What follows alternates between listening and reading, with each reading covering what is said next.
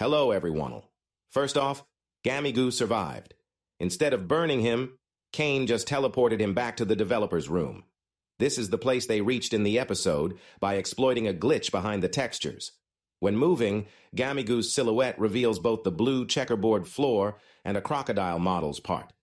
It seems Kane just reverted him to his initial state as a static model.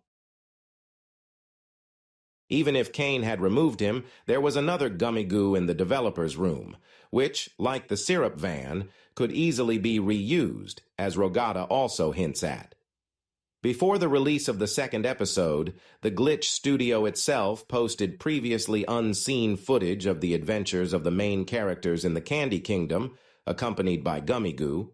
However, these images may well not be canonical, just randomly put together renderings. After all, the next episodes, in theory, should be about a McDonald's simulator and a haunted house. However, the creator of the animated series has officially confirmed that she has something in store for GUMMIGO fans in the future, which means we will probably see him again in one form or another. Another question is whether he remained the same crocodile as Pomni remembered him. 3 choices exist. Either all his memories have been reset to their original state and he will simply begin to act according to a given scenario, or he remembers everything and will believe that Pomni was just making fun of him, or, what is even more likely, he will simply flash in the background in the form of an immobilized model among a bunch of the same NPCs created to be defeated and forgotten. All 3 options sound pretty creepy, but alas, such is the world. The frailty of existence in the game, Amazing Digital Circus. Nervous laughter, nightmares, awareness of loneliness and hopelessness are clear signs of psychological trauma as a result of what happened to her. Although Kane is only an artificial intelligence and has difficulty understanding human emotions, I think even he realized that such symptoms were slowly moving a natural outcome due to complete deprivation of reason. And according to Rogata, the only way to preserve it is to participate in adventures. Still, adventure provides an opportunity to keep yourself busy while keeping your mind healthy and clear.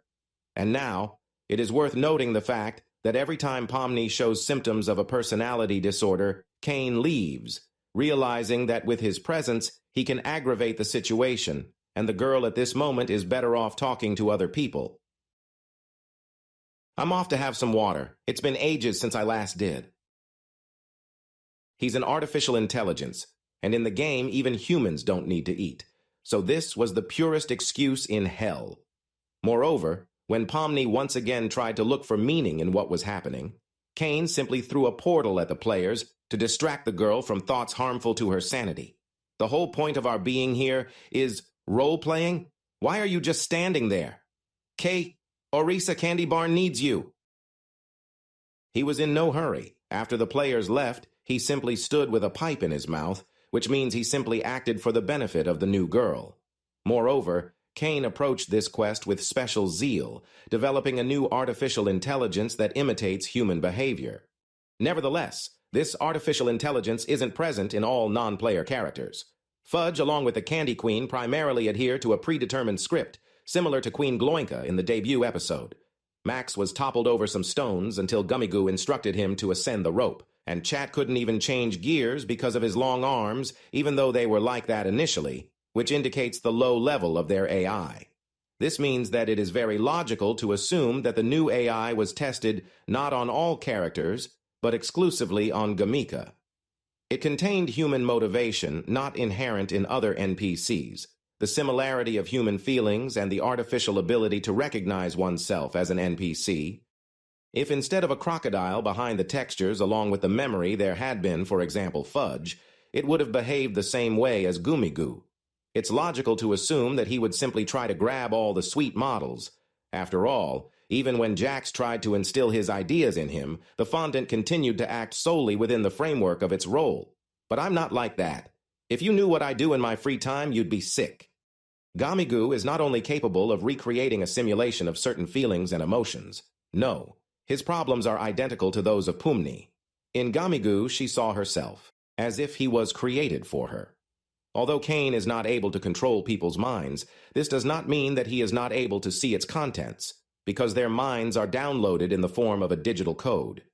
It is worth remembering that having built the exit location, Stick was able to accurately recreate the computer from real life, through which the main characters entered the game, the Amazing Digital Circus, as if he had exactly copied it from the memories of the players themselves. And if this is so, then he could easily use the memories, feelings, and experiences of Pomni during the creation of GUMMIGO, artificially creating for her a soulmate, a crocodile who could understand her and morally support her.